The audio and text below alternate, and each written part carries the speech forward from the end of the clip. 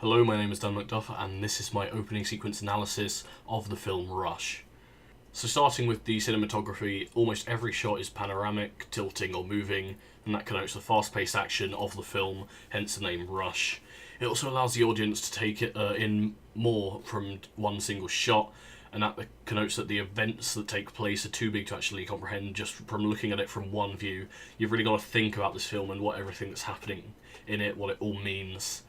The shots often show the main subject in the background whilst being close to something else in the foreground, showing both in a different depth of focus. For example, you'll see waving flags blurred out of focus right in front of the camera, but you'll see the cars that are about to race in focus further away from the camera. That gives the audience an idea of actually being in the audience of this race, and actually makes them feel like they're part of the film. And this shows the attention and support that subjects are getting, and also makes the audience feel like part of it, as I've said. All shots are level with the two main characters, no high or low angle shots. This shows these two as being on the same level with each other, having a very strong rivalry with each other.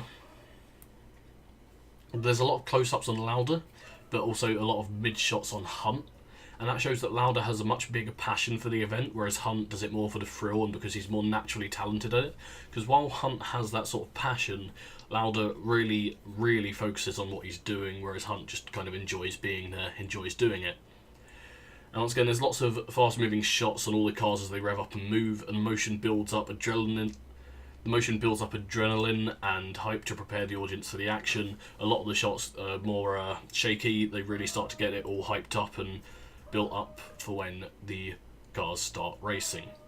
Now when you look at the sound, there's hyper-real sound of the car engines, which really sets the atmosphere of the film about being about cars. And the opening sequence is narrated by Lauder, the main character, which one kind of suggests that it's going to be a real-life event, specifically from the way he speaks about it, which I'll talk about later. And it also gives us an idea into one of the emotions and thoughts of the main character, or one of the main characters.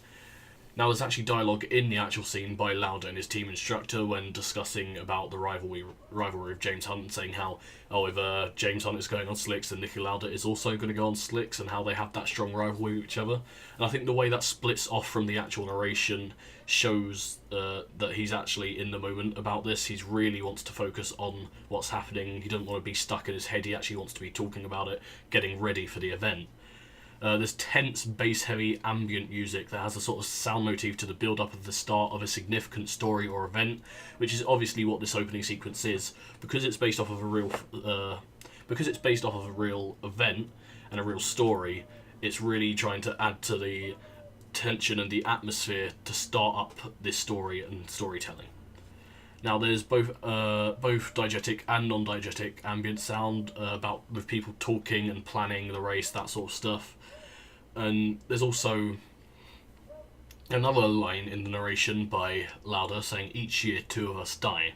That shows that what's about to happen is serious and dangerous, and lets the audience know that the film is going to be tense. There's going to be some sort of tragedy in it. I mean, anyone who knows the history of Lauder and Hunt knows exactly what's going to happen. But for those who don't know, that's just going to add more to the tension of the film. And then another line is, "What kind of person does a job like this? Rebels, lunatics, dreamers." It shows that Formula 1 isn't for the faint of heart, and may suggest that the film is going to be really thrilling and exciting. Then there's another line saying, "When I was chasing him like an asshole." Last line of the dialogue spoken, and an introduction to the events that are to come, shows that the film is going to be based on historic events, and it shows that Lauder actually realises his actions. So as we go on to look at the mise-en-scène, there's a lot of advertisement of products on the stands to the racetrack. Typically what you'd have seen in Formula 1 when they advertise stuff where they do. There's lots of fans in colourful clothing cheering, most notably blue, which is a stereotypical masculine colour, suggesting that Formula 1 is a sport for men to watch and to do. Typically there aren't any female Formula 1 drivers, so that also adds to that sort of idea. Many of the shots are of the F1 cars. It's very clear, indicating that it's going to be racing film, and it will give attention and detail to the cars, and a lot of detail to the cars along with detail to the characters. You've also got James Hunt around all the women, and Niki Lauda waiting in his car. Shows two very different attitudes and contrasts of characters, and obviously shows once again that they're going to have some sort of rivalry between them. He also uses the red colour on Hunt and Lauder's cars, shows passion and confidence. Red is also linked with war, which also once again shows the rivalry between the two characters. It's also a colour that simulates quick decisions, showing that the racing is fast paced.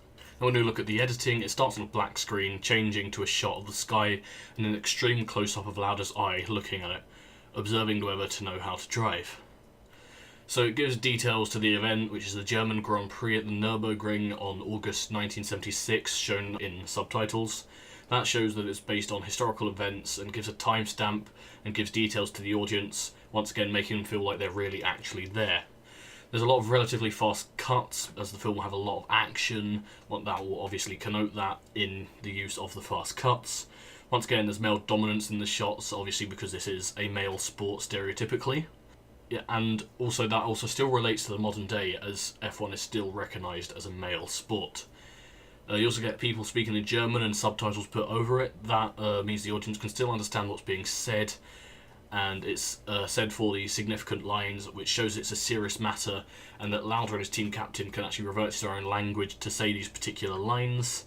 There's a lot of flashing lights, shows that the event is about to start, and it builds hype. And as soon as Lauder puts his helmet visor down, it cuts to a match on action, which shows the flow of the race and the film that's about to occur, and it's extremely fast cut when the F1 cars are revving, which once again shows fast-paced action. That has been my analysis of the opening sequence to Rush.